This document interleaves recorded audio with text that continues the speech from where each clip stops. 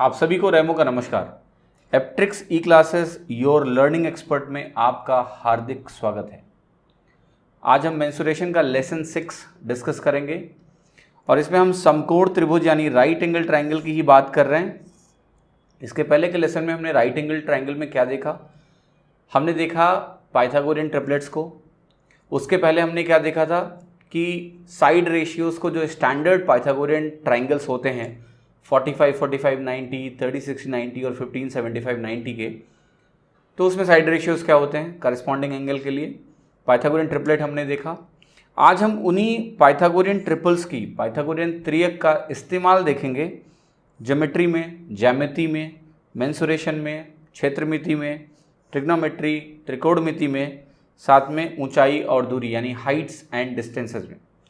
तो अगर आपने चैनल को सब्सक्राइब अभी तक नहीं किया है, सब्सक्राइब करके बेल आइकन प्रेस करें और अगर वीडियो पसंद आता है तो ज़्यादा से ज़्यादा लोगों को शेयर भी ज़रूर करें। चलिए शुरुआत करते हैं आज के लेसन में और देखते हैं कि चलिए शुरुआत करते हैं आज के लेसन की और कुछ हम क्वेश्चंस करेंगे आज जो पाइथागोरियन ट्रिपल्स पे बेस्ड होंगे और उससे आपकी जो अंडरस्टैंडिंग है वो बेहतर होगी। साथ में आपको मालूम ये भी चलेगा कि इसकी रिक्वायरमेंट क्यों है, क्यों आपको इसमें बेहतर रेस्पॉन्स जनरेट करने की ज़रूरत है। चलिए शुरुआत करते हैं। तो देखिए इसका एप्लीकेशन अभी ट्रिग्नोमेट्री में देखते हैं। एक सवाल हमारे सामने लिखा हुआ है त्रिकोणमिति का, बहुत ही स्टैंडर्ड क्वेश्चन है। ये कह रहा है 5 cos alpha plus 12 sin alpha अगर 13 के बराबर है, जहां अल्फ़ा की वैल्यू 0 डिग्री से 90 डिग्री के बीच में है, तो बताना है साइन अल्फ़ा की वैल्यू क्या होगी। अब देखिए इसके बहुत सारे तरीके हो सकते हैं कि आप इसमें 13 से डिवाइड करके कुछ इसको नॉन एक्सप्रेशन में कन्वर्ट करें, पर मेरा पर्पज़ वो नहीं है। मेरा पर्पज़ ये है कि आपको ये शो करना कि पाइथागोरियन ट्रिपल से ये कैसे आप कर सकते हो आसानी से, ठीक है। बाकी जो भी तरीके हैं वो आप खुद से ट्राई कर सकते हैं। तो देखिए जैसे ही आपने इन नंबर्स को देखा 5, 12 एंड 13, दिमाग में कुछ ना कुछ तुरंत ही हिट होना चाहिए कि ये तो कुछ जाना पहचाना लग रहा है। अरे भाई 5, 12, 13 क्या ना एक बेसिक प्रिमिटिव पाइथागोरियन ट्रिपलेट है, ये तो आपको पता ही है। 5, 12 और 13, ठीक है। तो ये मैंने एक ट्रायंगल आपको शो किया है। जब आप थोड़ा सा एफिशिएंट हो जाओगे तो आपको ये ट्रायंगल शो करने की ज़रूरत नहीं पड़ेगी। अब देखिए आपको करना क्या है, आपको कुछ ऐसा सोचना है कि मैं साइन अल्फ़ा की वैल्यू क्या रखूँ मैं साइन अल्फ़ा की वैल्यू कि ये एक्सप्रेशन सेटिस्फाई हो जाए। अब देखिए मेरे दिमाग में एक चीज़ साफ साफ आ रही है कि साथ में देखिए यहाँ पर आपको पाइथागोरस थ्योरम अगर आप लगाते हो तो आपको मिलता है 5 square plus 12 square is equal to 13 square, ठीक है, ऐसा कुछ मिलता है। तो आप जरा बताओ यहाँ पर आप कॉस अल्फ़ा या साइन अल्फ़ा की क्या वैल्यू रखें कि ये सेटिस्फाई हो जाए। यहाँ से ज़रा ध्यान से देखो, अगर मैं यहाँ पर इस एंगल को अल्फ़ा सोचूँ तो अगर मैं साइन अल्फ़ा को 12/13 रखता हूँ, 12/13 रखता हूँ, तो आप ज़रा खुद ध्यान से देखो कि ये 12 स्क्वायर बाई 13 बनेगा। कॉस अल्फ़ा फिर क्या हो जाएगा आपका, कॉस अल्फ़ा यहाँ पर हो जाएगा 5/13, तो ये 5 स्क्वायर बाई 13 बनेगा और 13 से मल्टीप्लाई होकर 13 स्क्वायर बन जाएगा, यानी ये मिल जाएगा मुझे 5 square plus 12 square is equal to 13 square. इसका मतलब क्या है कि साइन अल्फ़ा की वैल्यू जो है वो 12/13 है। देखिए इस क्वेश्चन को करने के और भी बहुत सारे तरीके हो सकते हैं। ऑप्शन एलिमिनेशन भी, जैसे ये वाला ऑप्शन तो आसानी से तुरंत एलिमिनेट किया जा सकता है कि जब हम पहले क्वाड्रेंट की बात कर रहे हैं तो उस केस में साइन कॉस दोनों पॉजिटिव होते हैं, तो यहाँ नेगेटिव वैल्यू नहीं आएगी। पर मैं उसमें अभी फोकस नहीं कर रहा हूँ। मेरा फोकस है कि आपको दिखाना कि ट्रिपल्स का इस्तेमाल करके कैसे आप इन क्वेश्चंस को आसानी से कर सकते हैं। तो जैसे ही आपको 5, 12, 13 दिखा, आपके दिमाग में थोड़ा क्लिक करना चाहिए 5, 12, 13 ये वाला, और फिर यहाँ से आप ज़रा सोचिए कि किस वैल्यू को रखने से ये चीज़ सेटिस्फाई कर जाएगी। तो साइन अल्फ़ा की वैल्यू 12/13 यहाँ रख सकते हैं, कॉस अल्फ़ा की वैल्यू 5/13 हो गई और फिर मुझे ये मिल जाएगा। इसका मतलब साइन अल्फ़ा की वैल्यू क्या है, 12/13। आसानी से ये आंसर आ गया। अगला क्वेश्चन देखते हैं। देखिए ये भी ट्रिग्नोमेट्री पे बेस्ड है, त्रिकोणमिति पे बेस्ड है। इसमें कह रहा है कि साइन अल्फ़ा और कॉस अल्फ़ा का जो डिफरेंस है ये 7/13 के बराबर है, जहाँ पर अल्फ़ा की वैल्यू वही है 0 से 90 डिग्री के बीच में है। आपको sine alpha plus cos alpha की वैल्यू बतानी है। आप देखिए इनका स्क्वायर करके भी इसको कैलकुलेट कर सकते हैं। जहाँ तक अगर आप इसको ट्रेडिशनल अप्रोच में अगर आप जाते हैं तो आप स्क्वायर करिए, sine square alpha plus cos square alpha, यहाँ से 1 बनेगा, ठीक है। फिर आप साइन अल्फ़ा कॉस अल्फ़ा का प्रोडक्ट की वैल्यू निकाल सकते हो। सिमिलरली यहाँ पर इस्तेमाल करके इसकी वैल्यू निकाल सकते हो, या आपको अगर कोई डायरेक्ट फार्मूला पता होगा तो उससे भी हो सकता है।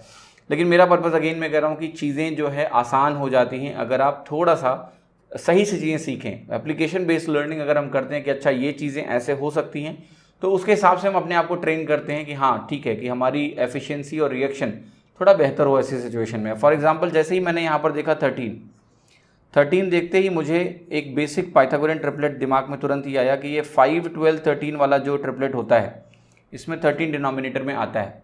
ठीक है, ये एक चीज़ तुरंत दिमाग में आपके आएगी। अब जरा एक चीज़ वेरीफाई करना आप कि अगर हाइपोटेनस को मैंने 13 लिया है और मैं sine alpha minus cos alpha की बात कर रहा हूँ, इस एंगल को अगर मैं अल्फा मानूँ तो आप देखो साइन के साथ 12 न्यूमरेटर में आएगा क्योंकि परपेंडिकुलर अपॉन हाइपोटेनस होता है। ठीक है, और कॉस के साथ जो है न्यूमरेटर में क्या आएगा 5।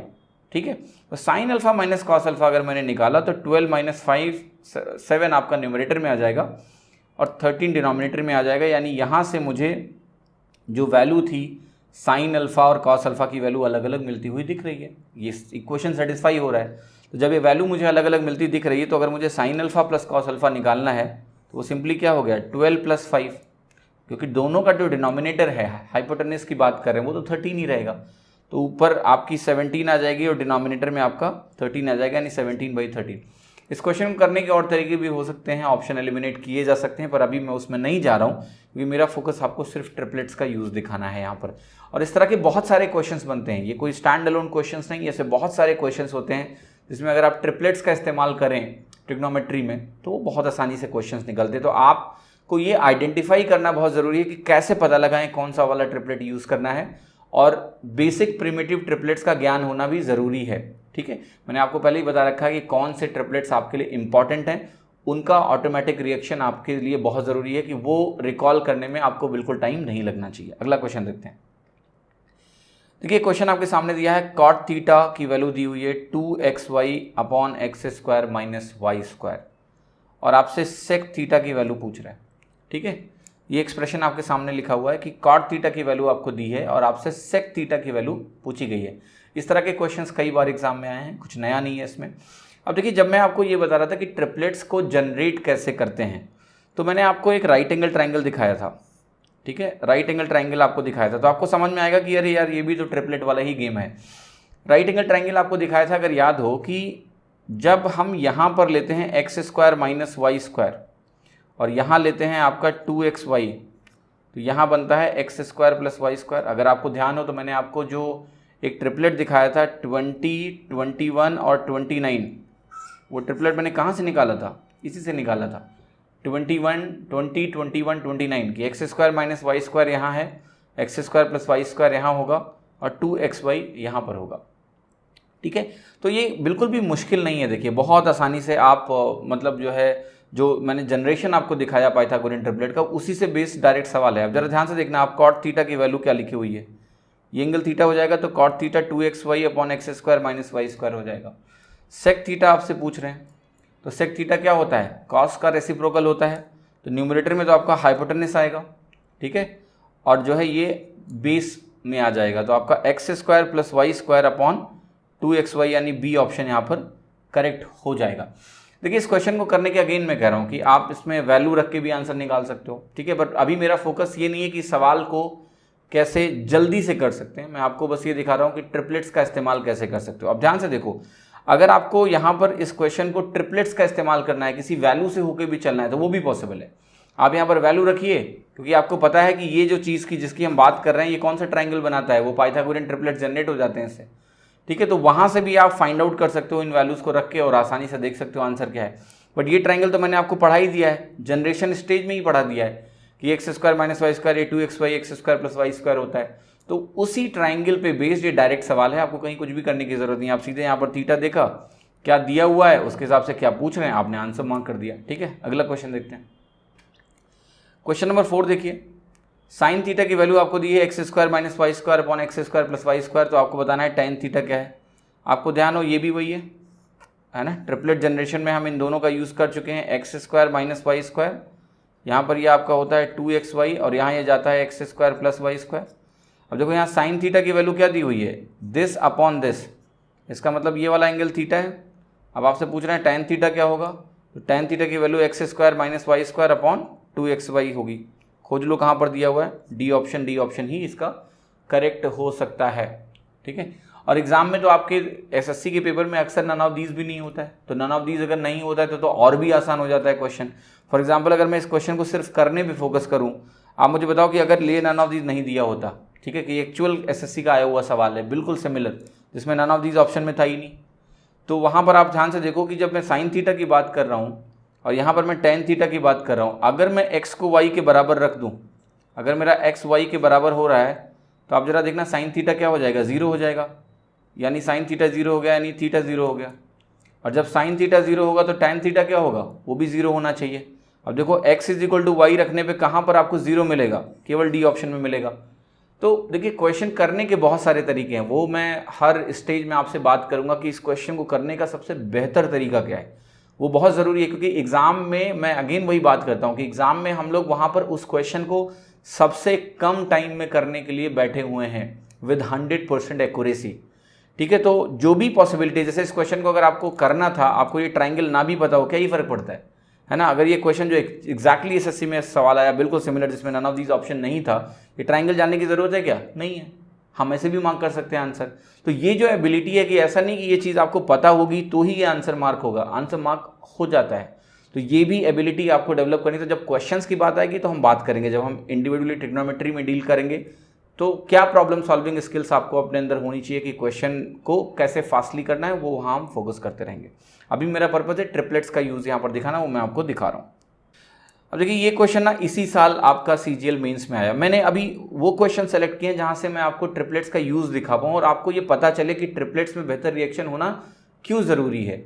साथ में ये जो क्वेश्चन एसएससी ने पूछे हुए हैं वो बहुत आसान सवाल है, मतलब मैं बता भी नहीं सकता कि ये कितना स्ट्रेट फॉरवर्ड क्वेश्चन है जो इस साल के मेंस में आए हुए हैं, ठीक है। पर ट्रिपलेट्स में आपको ये भी दिखाऊंगा कि थोड़े बहुत अगर वो वेरिएशंस कर देते हैं तो भी आपको कोई टेंशन नहीं होनी चाहिए, क्योंकि इसके बारे में पिछले लेसन में बात कर चुका हूँ कि कई बार आपको स्टैंडर्ड ट्रिपलेट उसी तरीके से नहीं दिखेंगे, 5, 12, 13 नहीं दिखेगा, हो सकता है सब कुछ 1.5 से मल्टीप्लाई करके लिख दिया गया हो, तो भी आपको तकलीफ नहीं होनी चाहिए। जैसे ये सवाल यहाँ कह रहा है distance between tops of 2 building 38 metres and 58 metres high is 52 metres.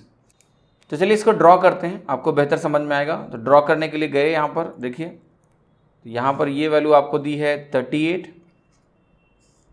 ये वैल्यू आपको दे दी है इन्होंने उठा के 58 पूरी, तो पूरी 58 है, तो ये वैल्यू आप ध्यान से देखना कितना होगा 20, और ये तो इतना 38 ही रहेगा, पूरा 58 है।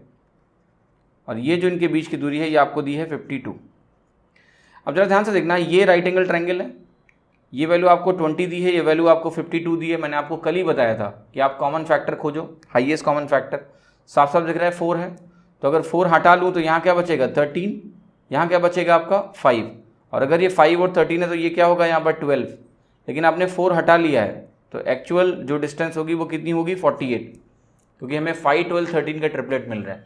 अब देखिए इस क्वेश्चन में कोई कॉम्प्लेक्सिटी नहीं थी, बट सवाल ये है कि अगर आपको ट्रिपलेट्स का आइडिया है और आपको पता है कि इनको किसी स्केल फैक्टर से मल्टीप्लाई करके भी लिखा जा सकता है, तो उन्हें कैसे क्विकली आइडेंटिफाई करना है। मैंने इसके ऊपर एक पूरी एक्सरसाइज कराई थी, आपको याद हो तो मैंने ट्राइंगल्स बना के आपको दिखाए थे, क्वेश्चन मार्क लगा के वैल्यूज भी करवाई थी पिछले लेसन में, इसीलिए करवाई थी क्योंकि एग्जाम में इनकी नीड पड़ जाती है। कभी वो डायरेक्ट फॉर्म में नहीं दिए होते हैं तो हमें पता लगाना होता है कि कौन सा फॉर्म है ट्रिपलेट का, तो इससे आंसर आपका क्विकली निकल आएगा। जैसे पहले यहाँ पर मैंने 4 बाहर निकाला, 4 बाहर निकाला, फिर बाद में 4 से मल्टीप्लाई कर दिया, 48 आंसर आ गया, ठीक है। वरना आप क्या करोगे, अगर आपने ध्यान नहीं दिया तो बैठ के लग जाओगे आप पाइथागोरस थ्योरम लगाने में, इसकी नीड नहीं है। अगला क्वेश्चन नंबर 6 भी ये सीजीएल मेंस में आया, ठीक है। देखिए क्या था सवाल, कैसे ट्रिपलेट्स का इस्तेमाल यहाँ करना है। एबीसी एक ट्राइंगल है, कह रहा है एबीसी एक त्रिभुज है, एबी की वैल्यू दी है, एसी की वैल्यू दी है, बीसी की वैल्यू दी है, और कह रहा है एडी जो है ना वो बीसी के परपेंडिकुलर है, यानी एडी बीसी के लंबवत है। What is the area of triangle ABD, ABD त्रिभुज का क्षेत्रफल क्या है। तो जरा मैं ड्रॉ करता हूँ क्या क्या दिया हुआ है। तो यहाँ पर प्रोवाइडेड है, ये ए है, ये बी है आपका, और ये सी है, और वैल्यू क्या दी है, ए बी आपका 5 दिया है, ए सी आपका √41 दिया है, और जो आपका बी सी है वो आपका 8 दिया हुआ है।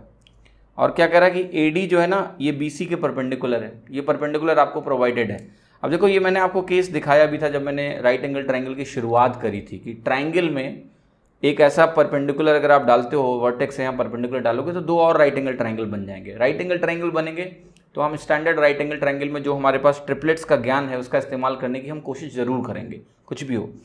अब देखिए जैसे भी हमने यहाँ 5 देखा, अब 5 देखते ही कई चीज़ें दिमाग में आएंगी, एक 5, 12, 13 आएगा, तो 5, 12, 13 जैसे ही आपके दिमाग में आता है आप कहना कि इसके बारे में तो मैं सोचूंगा भी नहीं, क्योंकि यहाँ पर इस वाले राइट एंगल ट्राइंगल में हाइपोटेनस है 5, तो 5 हाइपोटेनस वाला कोई राइट एंगल ट्राइंगल आपको पता है क्या? यस, क्या मालूम है आपको? वो मालूम है आपको 3, 4, 5 वाला। तो आप कहोगे कि फिर इसका मतलब ये है कि ये 3 हो सकता है, ये ऐसी कहानी बन सकती है कि ये 3 तो ये 4, अगर ये 3 होगा तो ये 4 होगा, या 4/3 ऐसी चॉइस बनेगी। अब देखो मैं आपको बहुत आसानी से चीज़ें समझाता हूँ। सवाल ये कि इसको 3 लेना है कि इसको 3 लेना है, यही तो क्वेश्चन है। अकॉर्डिंगली अगर ये 3 होगा तो ये 4 होगा, अगर ये 4 होगा तो ये 3 होगा। ठीक है, अब आप जरा ध्यान से समझो कि अगर आपने कहा कि मैंने इस वैल्यू को लिया 3, ठीक है, इस वैल्यू को मैंने लिया 3, मैंने इस वैल्यू को सपोज करिए मैंने कहा आप 4 ले लो। अगर आपने 4 लिया तो ये पॉइंट क्या हो जाएगा? मिड पॉइंट हो जाएगा। आप बताओ, अगर आपने वर्टेक्स से परपेंडिकुलर डाला और वो मिड पॉइंट हो जाता है, यानी वो बाइसेक्टर हो जाए अपोजिट साइड का, तो आप क्या बोलते हो इसको? ऐसे ट्राइंगल को आप बोलते हो आइसोसेलेस ट्राइंगल, जो कि पता है कि नहीं है 5 और √41 आपस में बराबर नहीं है, तो ये आइसोसेलेस ट्राइंगल नहीं है। अगर ये आइसोसेलेस ट्राइंगल नहीं है तो ये बाइसेक्टर नहीं हो सकता है। ये पॉइंट इसको बाइसेक्ट नहीं कर सकता है। इसका मतलब क्या है कि 4 नहीं हो सकता, क्योंकि 4 होगा तो ये 4 और 4 होगा, ये बाइसेक्टर बना देगा, यानी वैल्यू क्या हो जाएगी यहाँ पर? अब कोई कन्फ्यूज़न नहीं है कि ये 3 होगा और ये 4 होगा। तो जब ये 4 होगा और ये आपका 5 हो जाएगा, क्योंकि पूरी डिस्टेंस कितनी है 8। अब देखो यहाँ पर 4 स्क्वायर और 5 स्क्वायर का सम कितना आ गया? √41। देखिए ट्रिपलेट के ज्ञान से आपने इस क्वेश्चन को कितनी आसानी से निकाल लिया। अब क्या बचा है क्वेश्चन में? ABD का एरिया पूछ रहा है, AB और D का एरिया पूछ रहा है। अब खुशी खुशी 6 मार्क कर पाओगे कि नहीं? कैसे सर? आपको मैं बता चुका हूँ, अगर याद हो कि एक स्टैंडर्ड ट्राइंगल पढ़ाया था मैंने आपको 3, 4, 5 वाला। मैंने कहा था कि ये मोस्टली यूज ट्राइंगल है राइट एंगल ट्राइंगल के केस में, और इसका एरिया भी मैंने बताया था, थोड़ा ध्यान रखें तो बेहतर होगा। ठीक है, कई बार इसको स्केल फैक्टर का इस्तेमाल करके हम लोग इसी से डिराइव्ड ट्राइंगल्स का भी एरिया लिखेंगे, लेकिन यहाँ पर तो वही 3, 4, 5 है, तो वो सोचना भी नहीं है कि 12/2 करना है, 6 सीधे आंसर मार्क करना है। ठीक है, तो जो चीज़ें मैं आपको पढ़ा रहा हूँ वो बहुत काम की चीज़ें हैं, उनको बहुत ही तसल्ली से समझ लें, नोट्स बना के ध्यान भी रखें उनका। तो मैं आपको ये क्वेश्चन फिर से रिपीट करता हूँ कि इस क्वेश्चन में अगर आप ट्रेडिशनल रूट में गए कि आपने इसको x मान लिया और शुरू हो गए, तो बनेगी इक्वेशन और सॉल्व करते रहो इक्वेशन। ठीक है, एग्जाम में बाकी लोग क्वेश्चन निकाल के आपसे आगे निकल जाएंगे और आप लगाते रहोगे अपनी इक्वेशन। ठीक है, कभी लगाना हुआ तो वो तो एनीवे आप कर सकते हो, बट यहाँ आपके सामने जो वैल्यूज़ दी हैं, आपको पता है कि राइट एंगल ट्राइंगल है, तो मुझे पाइथागोरियन ट्रिपलेट के बारे में क्यों नहीं सोचना चाहिए? हम सोचेंगे, और जहाँ भी अगर हमारा जो नॉन पाइथागोरियन ट्रिपलेट है अगर वो फिट हो जाता है तो इससे अच्छी बात क्या है? ट्रेडिशनल तरीके से लगाना होगा तो कभी भी लगा लेंगे, उसमें कौन सी तकलीफ की बात है। तो ये रिएक्शंस आप अपने बेहतर करिए, है ना, कि ये अच्छा ये भी हो सकता है, ये भी हो सकता है। इस तरह से जब आप सोचना शुरू करोगे आपकी चीज़ें आसान हो जाएंगी। हर सवाल को क्लास 10th की तरह करने की बिल्कुल भी ज़रूरत नहीं है। आगे बढ़ते हैं।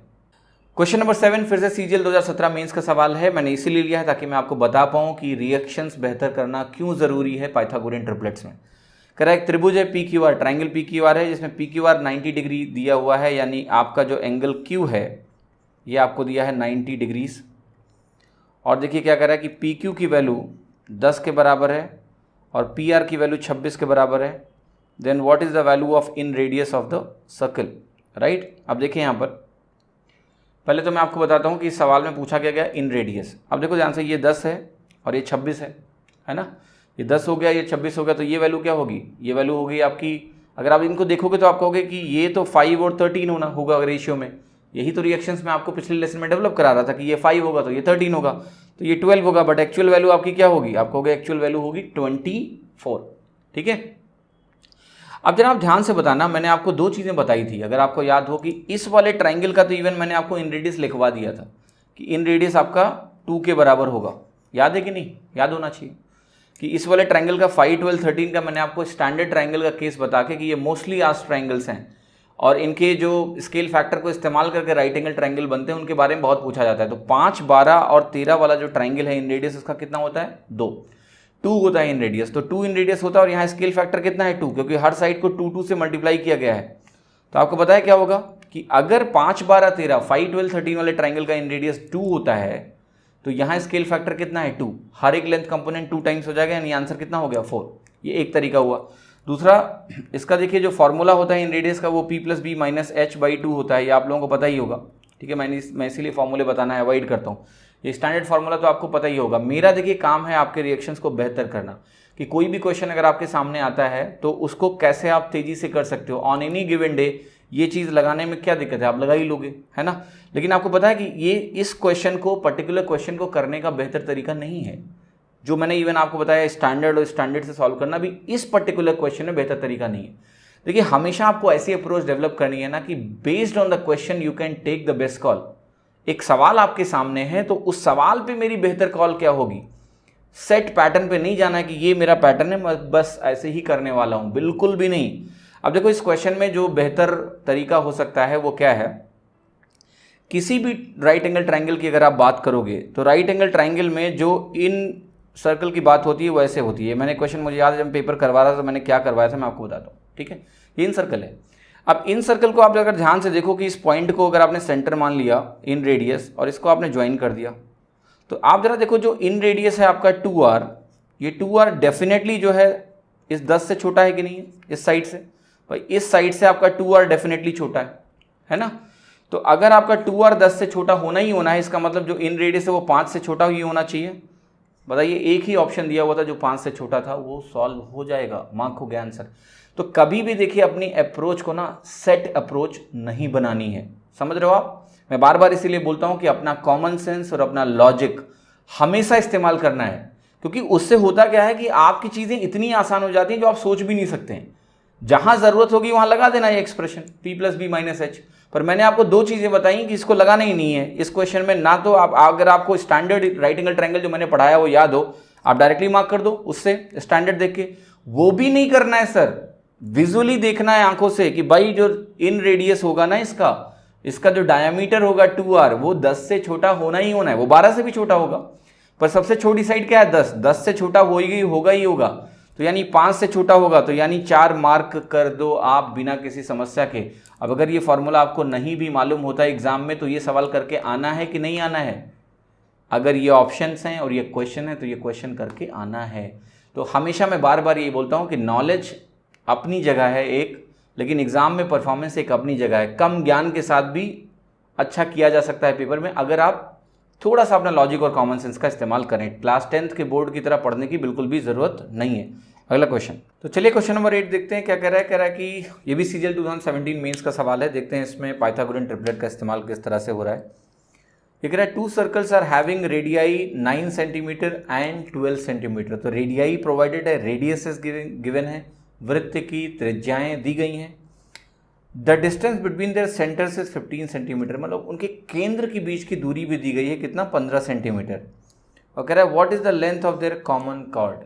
ठीक है, तो आपको यही बताना है कि जो उनका कॉमन कॉर्ड होगी, कॉमन जो जीवा है उसकी जो लेंथ है, लंबाई है, वो क्या है। तो चलिए ज़रा इसको ड्रॉ करता हूँ मैं।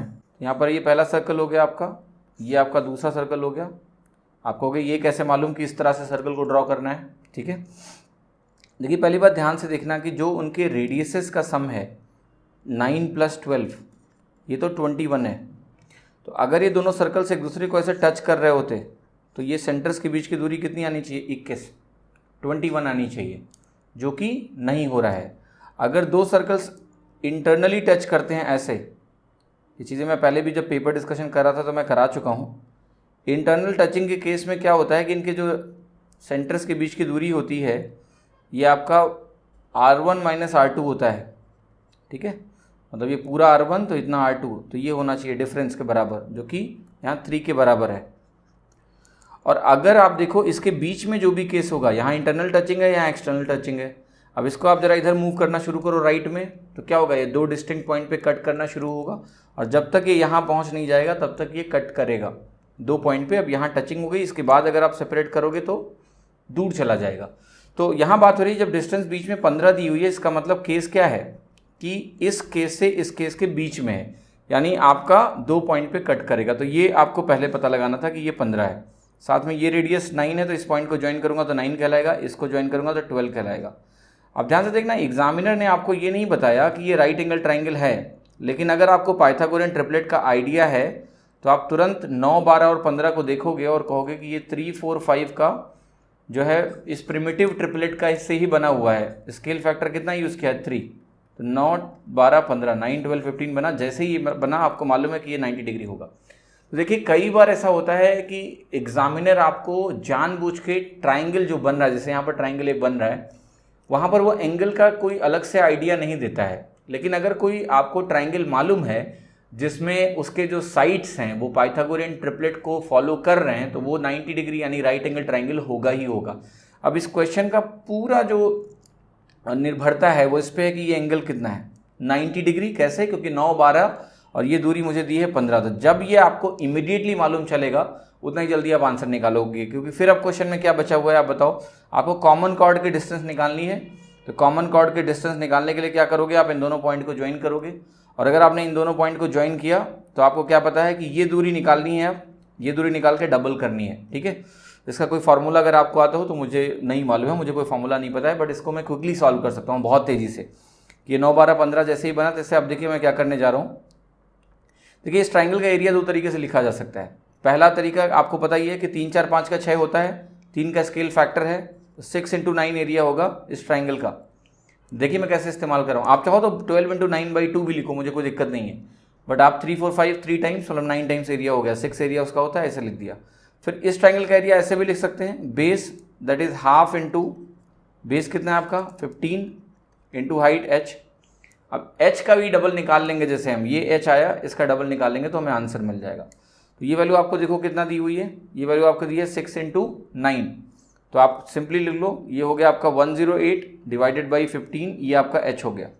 ठीक है, तो आप जहाँ से डिवाइड करिए तो 7.2 आ रहा है h की वैल्यू, तो इसका डबल आंसर हो गया जो कि है 14.4। बहुत ही आसान सवाल था, लेकिन यहाँ पर वो ट्रिपलेट आइडेंटिफाई करके ये देखना कि एंगल 90 डिग्री है, ये बहुत ज़रूरी है। इसमें अगर आपने टाइम लिया तो पूरा क्वेश्चन आपका टाइम ले लेगा। तो देखिए ट्रिपलेट्स ऐसा नहीं कि स्टैंड अलोन कोई ऐसा सवाल वो आपसे पूछेंगे डायरेक्ट कि बताओ ये 3 है ये 4 है तो ये कितना होगा, पर इसका बहुत सारे क्वेश्चंस में बीच में इस्तेमाल होता है जो इसको और यूनिक बनाता है और स्पेशल बनाता है। तो इसका ज्ञान होना आपके लिए बहुत ही आवश्यक है। आगे बढ़ते हैं, फिर से CGL 17 मेंस का सवाल। मैं आपको यही दिखाना चाह रहा हूँ कि बीच बीच में सवालों में ट्रिपलेट की आवश्यकता कहाँ पड़ रही है। ये कह रहा है 2 सर्कल्स हैं, 2 वृत्त हैं जो एक दूसरे को टच कर रहे हैं पॉइंट x पर।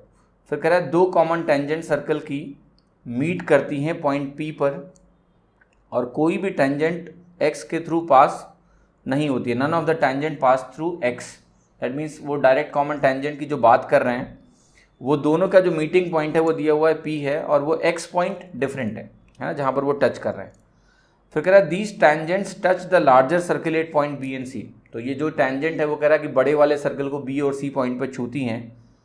Radius of the larger circle अगर 15 सेंटीमीटर है, बड़े वाले सर्कल का रेडियस दिया हुआ है, CP की वैल्यू डिफाइन करी है इन्होंने, यहाँ पर C पॉइंट बड़े वाले सर्कल पे है P पॉइंट तक, तो बताना है स्मॉलर सर्कल का रेडियस कितना होगा। अब जरा ध्यान से देखिए, मैं इस क्वेश्चन को ड्रॉ करने की कोशिश करता हूँ। कुछ ऐसा दिया हुआ है, ये केस है, ये टच करते हुए ऐसे निकल गया, ये टच करते हुए आपका ऐसे निकल गया, यहाँ पर कहीं मीटिंग हो रहा है पॉइंट P पे, ये पॉइंट लार्जर सर्कल पे कह रहा है कि B और C है, और जो आपका CP है ये पूरी डिस्टेंस आपको कितनी दी हुई है 20 दी हुई है, और लार्जर सर्कल का जो रेडियस है ये रेडियस ये पॉइंट आपका C है, और ये जो रेडियस है ये आपको 15 दिया हुआ है। अब देखिए यहाँ पर भी ये पाइथागोरियन ट्रिपलेट बना रहा है कि नहीं बना रहा है, ये पाइथागोरियन ट्रिपलेट बना रहा है क्योंकि ये आपका 20 है, इसको आप बोलोगे 5 × 4, यहाँ पर ये 15 है तो ये क्या हो गया 5 × 3 की हो जाएगी 5 × 5 यानी 25। अब 25 में आपने 15 माइनस किया तो आपको कितना बचेगा 10। ये वैल्यू यहाँ से यहाँ तक आपकी हो जाएगी 10, राइट। जब आपकी ये 10 हो जाएगी तब इसको कैलकुलेट करने के लिए आप आगे बढ़ोगे कि आगे इसका रेडियस कैसे कैलकुलेट करना है मुझे। बट क्वेश्चन ये था ना कि पहले तो ये क्विकली आइडेंटिफाई करना, क्योंकि ये 90 डिग्री होता है ना टेंजेंट, और उस पॉइंट को अगर मैं सेंटर से मिलाऊं तो यहाँ 90 डिग्री एंगल बनता है। ठीक है, तो ये आइडेंटिफाई करना कि ये 20 है ये 15 है क्विकली, तो ये पर्टिकुलर वैल्यू आपकी 25 होगी। इससे आपका क्या होगा, ये देखिए इस क्वेश्चन का यहाँ पर जितनी तेज़ आप सॉल्व करोगे, इसको पाइथागोरियन ट्रिपलेट आइडेंटिफाई करोगे, उतना ही तेज़ आगे आप बढ़ोगे। तो आप क्वेश्चन समराइज हो गया, आपका कुछ रह ही नहीं गया, बहुत आसान रह गया कि ये वाला रेडियस आपने एज्यूम किया कि भाई R है। अब देखना ध्यान से कि ये पूरी दूरी कितनी है 10 है, ये पूरी दूरी 10 है, ये R है, तो ये डिस्टेंस कितनी होगी आपकी 10 - R होगी, ये दूरी आपकी 10 - R होगी। अब सिमिलैरिटी अब लगा दो, ये ट्राइंगल जो आपका दिख रहा है ना, ये छोटा वाला सर्कल से जो बन रहा है और जो बड़ा वाला सर्कल से ट्राइंगल बन रहा है, ठीक है। तो इसमें आप अब सिमिलैरिटी का इस्तेमाल कर सकते हो, तो सिमिलैरिटी का इस्तेमाल करोगे तो आपको आंसर आराम से मिल जाएगा। कैसे, देखो ध्यान से, ये जो वैल्यू है यहाँ से लेके यहाँ तक, ये जो वैल्यू है यहाँ से यहाँ तक, ये आपने बोला अभी कि ये 10 माइनस आर है, ठीक है, ये 10 माइनस आर है। साथ में देखना इसका जो रेशियो है इससे वो कितना है, ये आर है, तो 10 माइनस आर बाई आर लिख रहा हूँ, ये हाइपोटेनस और ये परपेंडिकुलर। ये पूरी दूरी ध्यान से देखना कितनी है, ये पूरी दूरी आपकी दी है 25 डिवाइडेड बाई 15, जिसको आप ऐसे भी लिख सकते हैं सिंप्लीफाई करके 5/3। तो ये 5/3 हुआ और ये आपका 10 माइनस आर बाई आर हो गया। अब आपको आर की वैल्यू तो सॉल्व करनी है, तो आप क्रॉस मल्टीप्लाई कर लो, तो ये आपका 5r, ये 3r आपको दे देगा 8r is equal to 30। R की वैल्यू आपको 30/8 मिल जाएगी, जो कि 3.75 होता है, ठीक है। तो लेकिन आप समझना कि अगर आपने पाइथागोरियन ट्रिपलेट को जल्दी से आइडेंटिफाई नहीं किया तो आप अननेसेसरी कुछ और एक्स्ट्रा सेकेंड्स, 10 सेकेंड भी अगर आप बर्बाद करते हैं सवाल में, तो वो समय की घोर बर्बादी कहलाएगी। और क्या कहलाएगी, तो अगर आपको पता है कि इस तरह के ट्रिपलेट्स का इस्तेमाल बार बार होता है, ठीक है, तो क्यों ना उसमें रिएक्शन बेहतर करें। और ना केवल आपके नोन जो प्रिमिटिव ट्रिपलेट्स हैं उसमें नहीं है कि 3 4 5 जब डायरेक्ट दिखेगा तभी पहचान पाएंगे, 5 12 13 डायरेक्ट दिखेगा तभी पहचान पाएंगे, किसी भी फॉर्म में छुपा हो। मैंने आपको रैम्बो मंत्रा दिया था पिछली क्लास के एंड में, उसमें मैंने यही कहा था कि बेसिक प्रिमिटिव ट्रिपलेट का ज्ञान होना और प्लस वो बेसिक प्रिमिटिव ट्रिपलेट का इस्तेमाल करके जब भी कोई ट्रिपलेट लिखा होगा कहीं भी किसी भी फॉर्म में, उसको इमीडिएटली आइडेंटिफाई करना, ये बहुत इंपॉर्टेंट होता है। क्वेश्चन में आपकी स्पीड अपने आप बढ़ जाती है, ठीक है। चलिए अगला सवाल देखते हैं। चलिए क्वेश्चन देखते हैं। ये क्वेश्चन भी आपका CGL 2017 मेंस में आया। इसमें देखते हैं पाइथागोरियन ट्रिपलेट का इस्तेमाल किस तरीके से हो रहा है। ये कह रहा है in the given figure MNOP is a square of side 6 centimetre. तो ये MNOP 6 सेंटीमीटर साइड का स्क्वायर है। आपको बताना है कि रेडियस सर्कल का क्या होगा। MNOP एक वर्ग है 6 सेंटीमीटर भुजा का, तो वृत्त की त्रिज्या का मान निकालना है, ठीक है। तो देखिए इसमें पहले तो सोचना है कि रेडियस निकलेगा कैसे। तो आप देखो तो ध्यान से कि आप कहोगे ये वाला साइड 6 है स्क्वायर का, तो आप अगर यहाँ से परपेंडिकुलर डालते हो तो आपको पता है कि ये बाइसेक्ट करता है, तो ये वैल्यू आपकी कितनी हो जाएगी 3। 6 को बाइसेक्ट करेगा 3 हो जाएगी। साथ में आपको ये भी मालूम है कि अगर आपको रेडियस निकालना है तो मैं अगर M पॉइंट को C पॉइंट से ज्वाइन कर दूँ, MC रेडियस कहलाएगा, ठीक है, ये रेडियस होगा। लेकिन इसको निकालने के लिए मुझे ये वाला साइड चाहिए।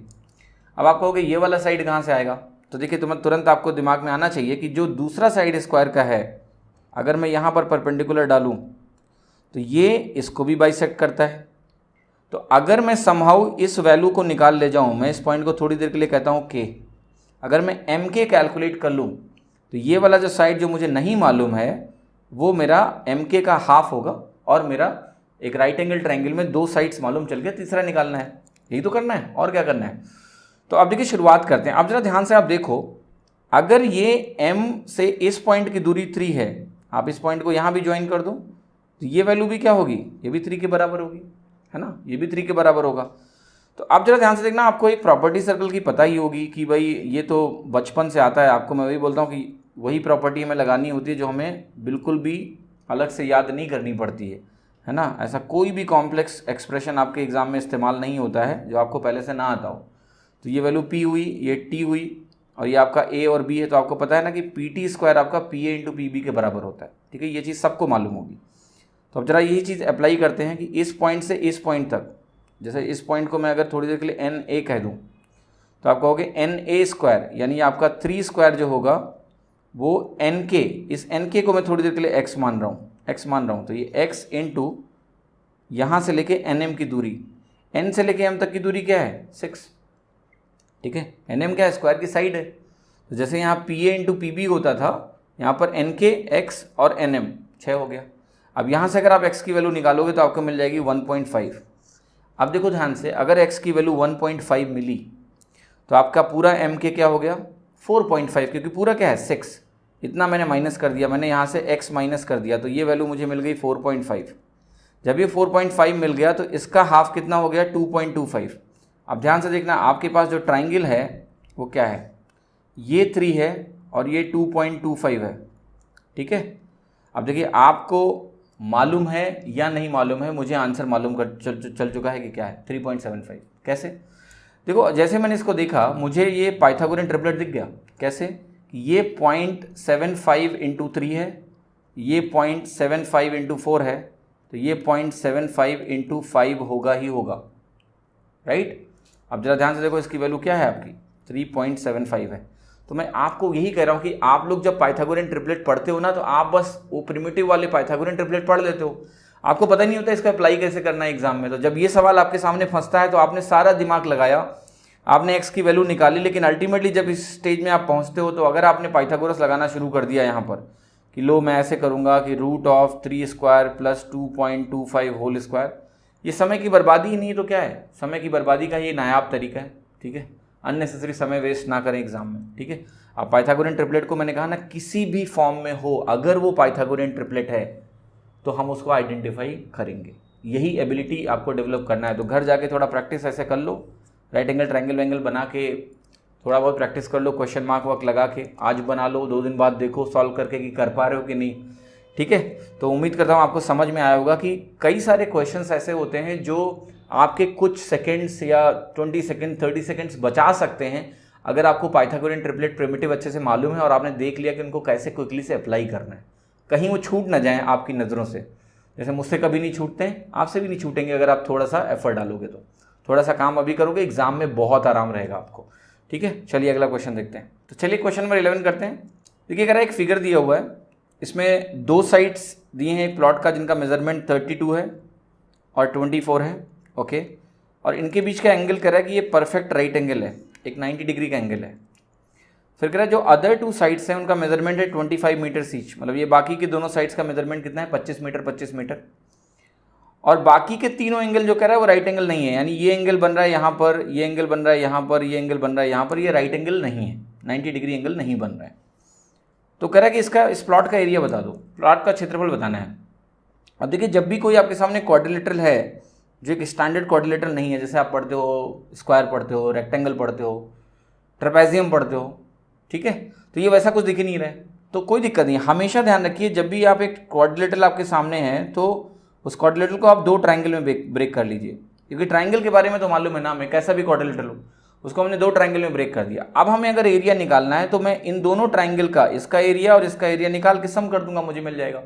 अब मैं आपको पहले तो दिखाता हूँ नॉर्मली आप कैसे करोगे, फिर मैं आप में इसमें कुछ अच्छा बताऊंगा जिससे बहुत जल्दी हो जाएगा। तो देखिए पहला काम तो आप करोगे, आप कहोगे मुझे इस राइट एंगल ट्रायंगल का एरिया चाहिए जो कि साफ साफ दिख रहा है 1/2 × 24 × 32, ऐसे लिखोगे आप।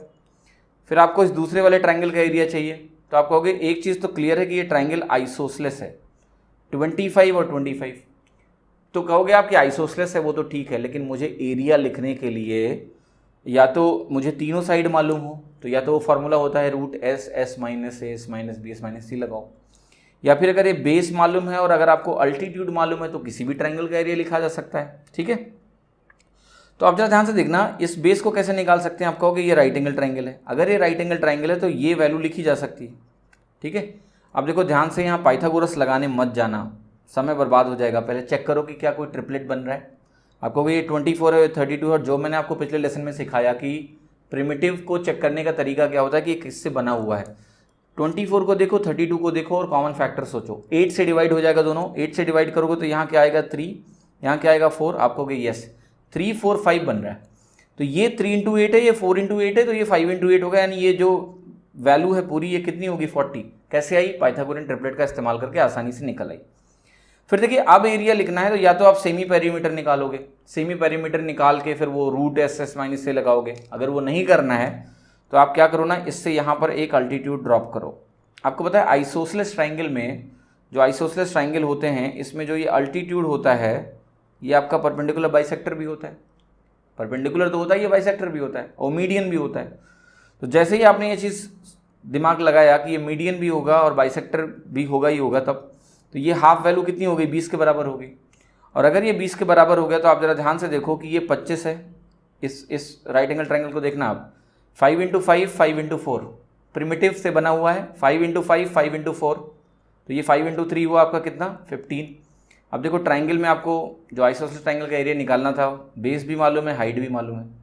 ठीक है, तो आप कहोगे 1/2 × बेस × हाइट, मिल गया। तो ये आपकी वैल्यू कितनी हो गई 300, तो लिख रहा हूँ मैं इसको 300 प्लस ये वैल्यू कितनी है, ये आपकी 12 × 32 है, ये वैल्यू आपकी कितनी हो गई 12 × 32, ये आपकी हो गई 384, 360 + 24, और ये सम किया आपने तो आपको क्या मिल गया 684। ठीक है, ये हो गया क्वेश्चन।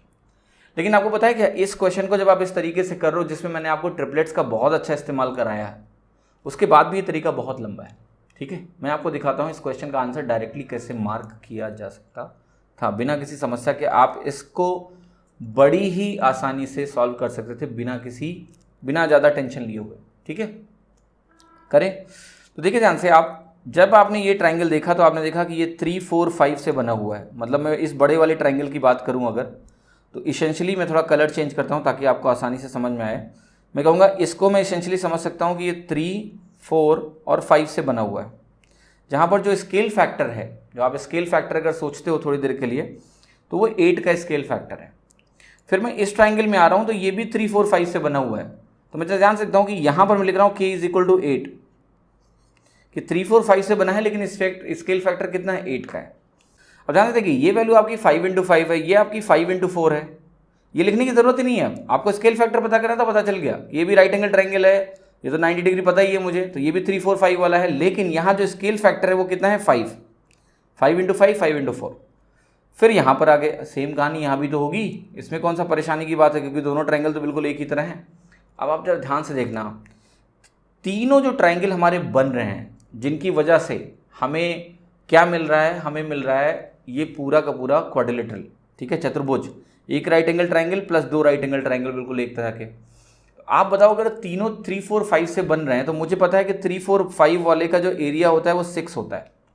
लेकिन अब यहाँ देखिए स्केल फैक्टर लगा हुआ है, जैसे ये बड़े वाले ट्राइंगल में स्केल फैक्टर कितना है, 8 का। अगर स्केल फैक्टर 8 होता है तो एरिया कितना टाइम्स होता है, 64 टाइम्स। तो मैं लिख रहा हूँ इसका एरिया कितना, 64। 6 नहीं बल्कि 6 × 64। 6 को कॉमन ले लिया है क्योंकि यहाँ 3 राइट एंगल के एरिया लिखने हैं 3, 4, 5 के अलग अलग स्केल फैक्टर के साथ। तो 6 कॉमन लेके सबके साथ बाहर आएगा, आ गया 64। 8 स्क्वायर प्लस यहाँ पर देखो 5 स्क्वायर आएगा 25, और 25 इसका भी, क्योंकि ये भी 5 स्क्वायर होगा, तो इसको मैं लिखूंगा 50। अब जरा देखना आप ध्यान से, 114 × 6, आपका आंसर कितना होगा, 684। इसीलिए मैं इतना मेहनत करता हूँ आपके लिए कि आपको मैं कुछ अच्छा सिखा पाऊँ। ठीक है, अगर मैंने इसको ऐसे ही लिख के छोड़ दिया होता, आपको कभी कोई तकलीफ नहीं होती, आप कभी ये उंगली उठाने नहीं आते मेरे ऊपर कि कुछ लंबा कराया मैंने, क्योंकि ऐसे तो हर कोई कराता है। पर मैं हमेशा ये सोचता हूँ कि कैसे आप थोड़ा सा अपने आप को इन्हेंस कर सकते हो और क्वेश्चंस को जल्दी कर सकते हो और मेंटली कर सकते हो। 3, 4, 5 स्टैंडर्ड ट्रायंगल का फायदा आपको नजर आ रहा है, और ये ऑप्शंस मैंने नहीं बनाए हैं। ठीक है, तो उम्मीद करता हूं आपको 3, 4, 5 का स्टैंडर्ड समझ में आ रहा होगा। ठीक है, कि 3, 4, 5 है और सारे 3, 4, 5 से बने हुए हैं। तो मैं सिर्फ स्केल फैक्टर देख रहा हूं, मैं कुछ भी नहीं कर रहा हूं, मैं स्केल फैक्टर देख रहा हूं कि यहाँ 8 है, यहाँ 5 है, यहाँ भी 5 होगा। तो आप समराइज करके अब जरा क्वेश्चन को अगर आप ध्यान से देखना शुरू करो तो आपको इस क्वेश्चन में कुछ बचा ही नहीं दिखेगा। क्विकली आप देख सकते हो कि यहाँ स्केल फैक्टर 8 है, यहाँ पर आपको लगा ये 5 को करस्पॉन्ड करेगा तो ये 40 को करेगा तो ये 20 हो जाएगा। 20 हो जाएगा तो स्केल फैक्टर यहाँ 5 हुआ, यहाँ भी 5 हुआ, और फिर आंसर हो गया 64। 50 6 से मल्टीप्लाई कर दिया, 114 × 6 आंसर आ गया। कितना आसान क्वेश्चन था।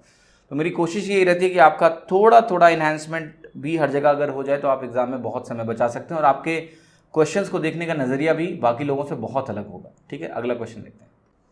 चलिए क्वेश्चन नंबर 12 देखते हैं क्या कह रहा है।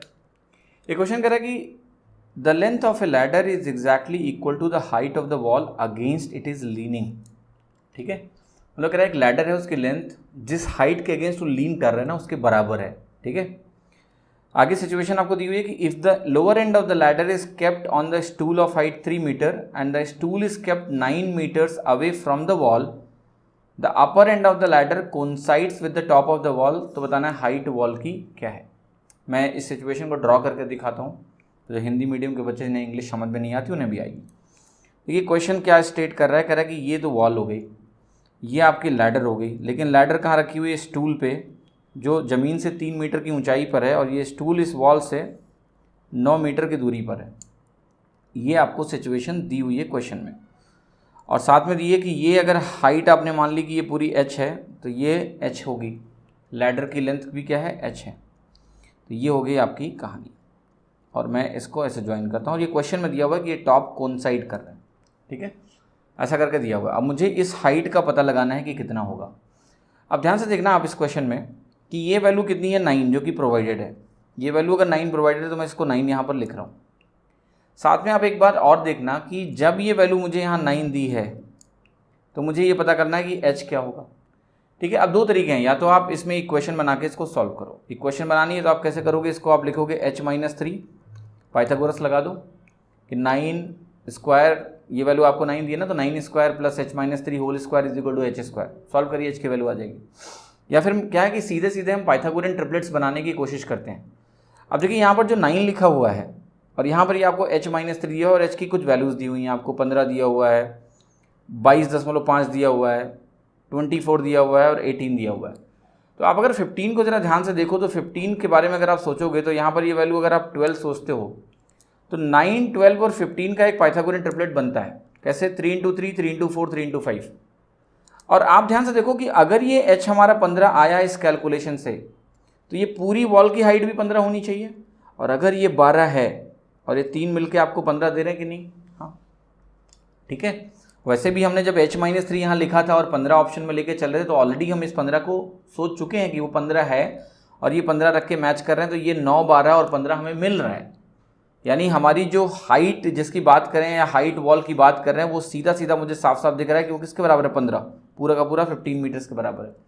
तो देखिए ट्रिपलेट्स का ज्ञान होना बहुत फ़ायदा करता है। आप कई बार इक्वेशन से बच जाते हैं, जैसे यहाँ पर 9 दिखा तो 9 दिखते ही आपको ऑप्शन पे आपकी नज़र गई तो आपको दिखा कि 9 और 12 अगर बनाऊँ तो इधर 15 बनता है, 3 × 3, 3 × 4, 3 × 5।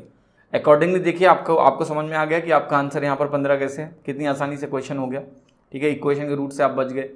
ट्रिपलेट्स जानना जरूरी है। मेरा इस लेसन में फोकस ही है कि मैं आपको समझा पाऊँ कि ट्रिपलेट्स को किस लेवल पे आपको तैयार करना है कि आपसे ट्रिपलेट्स कहीं भी मिस ना हो। ठीक है, क्वेश्चन नंबर 13 देखते हैं, पढ़ते हैं क्या कह रहा है। ये क्वेश्चन कह रहा है कि एक ऑब्ट्यूस एंगल ट्राइंगल, हिंदी में शायद इसको बृहद कोण त्रिभुज बोलते हैं, अगर मैं गलत होऊंगा तो माफ़ करिएगा। ऑब्ट्यूस एंगल ट्राइंगल लिखा हुआ है जिसमें साइड्स जो है 8 सेंटीमीटर, 15 सेंटीमीटर और x सेंटीमीटर है। तो कह रहा है अगर x की वैल्यू इंटीजर है तो ऐसे कितने ट्राइंगल पॉसिबल हैं। x की वैल्यू इंटीजर यानी पूर्णांक, यानी 1, 2, 3, 4 तरह। अब जरा ध्यान से देखना, ऑब्ट्यूस एंगल ट्राइंगल की बात कर रहा है, लेकिन आप जरा इस वैल्यू को ध्यान से देखो, ये 8, 15 और x दिया हुआ है ना। आपके दिमाग में कुछ आएगा कि कुछ ट्रिपलेट की कहानी बना सकता हूँ मैं, तो आप कहोगे ठीक है 8, 15, 17 से तो एक ट्रिपलेट बनता है। ठीक है, तो आपने यहाँ 8 लिखा, यहाँ 15 लिखा और यहाँ 17 लिख दिया सीधे सीधे। लेकिन आप पता राइट एंगल ट्राइंगल की बात थोड़े ना कर रहे हो यहाँ पर तो आप बात करो ऑब्ट्यूस एंगल ट्राइंगल की। तो मैं कहूँगा कोई बात नहीं, जरा सोचते हैं कि इस ट्राइंगल से ऑब्ट्यूस एंगल ट्राइंगल कैसे बन सकता है, क्योंकि आपके पास वेरिएबल ये 8 और 15 नहीं है, ये फिक्स किए गए हैं। आपके पास वेरिएबल है ये x। तो ये वैल्यू जो x की बात आप कर रहे हो, आपने कहा कि जब राइट एंगल ट्राइंगल की बात कर रहे हैं तो ये 17 है। अब मैं कहूँगा कि अगर ये 8 और 15 फिक्स रखते हो, अगर ये 8 और 15 फिक्स रखते हो तो x की वैल्यू क्या रखी जाए कि आपको एक वृहद कोण मिले, वृहद कोण त्रिभुज मिल जाए।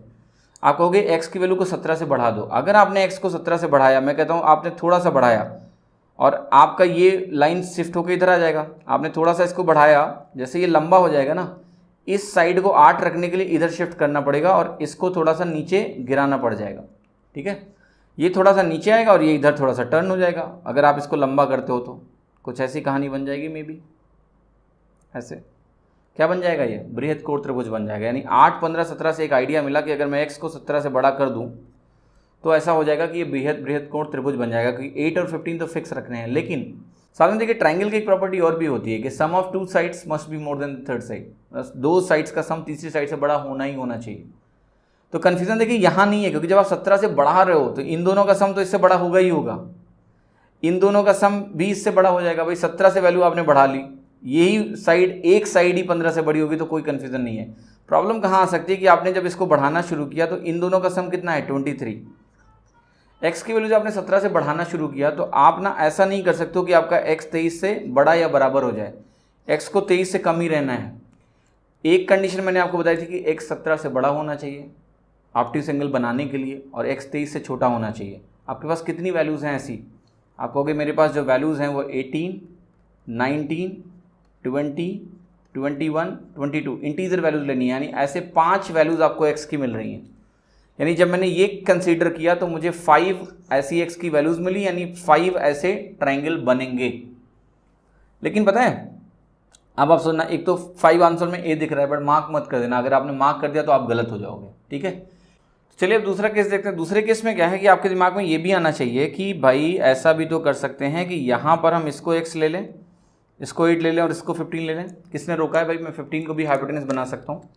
ठीक है, तो अगर मैंने 15 को हाइपोटेनस बनाया तो आपको अब देखिए क्या देखना है कि मुझे अगर अब ऑब्ट्यूज एंगल ट्राइंगल चाहिए तो आपको एक बेसिक सी देखिए कंडीशन भी पता होगी ऑब्ट्यूज के केस में। यहाँ तो मैंने आपको डायरेक्टली विजुलाइज करा दिया। ठीक है, यहाँ भी मैं कराने की कोशिश करता हूँ आपको विजुलाइज कि यहाँ पर देखिए जो आपका x होना चाहिए, जैसे यहाँ पर अगर आप x निकालने जाओगे तो ये बनेगा √225, क्योंकि ये नॉन ट्रिपलेट नहीं है। 8 15 तो है लेकिन 15 हाइपोटेनस है, 15 हाइपोटेनस है, तो आप इसका आपको नॉन ट्रिपलेट नहीं मिलने वाला है यहाँ, तो कोई दिक्कत नहीं है, आप ऐसे कर लो।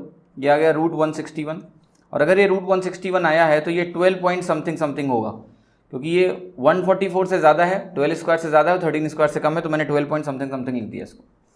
अब ये जब 12 पॉइंट समथिंग समथिंग आ गया तो x की वैल्यू 12 पॉइंट समथिंग समथिंग है, तो आप खुद ही आप देखो कि इसमें कौन सी वैल्यूज़ पॉसिबल हैं जो मुझे ऑब्ट्यूज एंगल ट्राइंगल देने वाली हैं। ठीक है, अब देखिए विजुअल कंडीशन में ये होगा कि आप इसको इधर शिफ्ट करें और x की वैल्यू को कम करें। ठीक है, क्योंकि ये 15 क्या है? ये कांस्टेंट है, ये 15 को हमें कांस्टेंट लेके जाना है। या दूसरी कंडीशन आपने पढ़ रखी होगी कि यहाँ पर जो ये c स्क्वायर होता है ऑब्ट्यूज एंगल के केस में, ये जो 15 स्क्वायर होता है ये x स्क्वायर प्लस 8 स्क्वायर से बड़ा होना चाहिए। वो केस भी लगा सकते हो आप। तो यहाँ से आपको x स्क्वायर की वैल्यू, मतलब इसी कंडीशन में आप चलोगे आगे तो x की वैल्यू आ जाएगी लेस देन 12.68। इंटीजर वैल्यूज लेना है और साथ में x की वैल्यू 12.68 से छोटी होनी चाहिए। अब देखना ध्यान से, ट्राइंगल की बेसिक कंडीशन क्या कहती है कि इन दोनों का सम कभी भी हमेशा 15 से बड़ा होना चाहिए। तो x प्लस 8 अगर आपका 15 से बड़ा होना चाहिए तो आप कहोगे x की वैल्यू मेरी 7 से बड़ी भी होनी चाहिए, यानी x 7 से बड़ी होनी चाहिए और x 12.68 से छोटा भी होना चाहिए। तो x की देखियो कौन कौन सी वैल्यू इस केस में मिल रही हैं आपको? 7 से बड़ी यानी 8, 9, 10, 11, 12 मिल रहा है।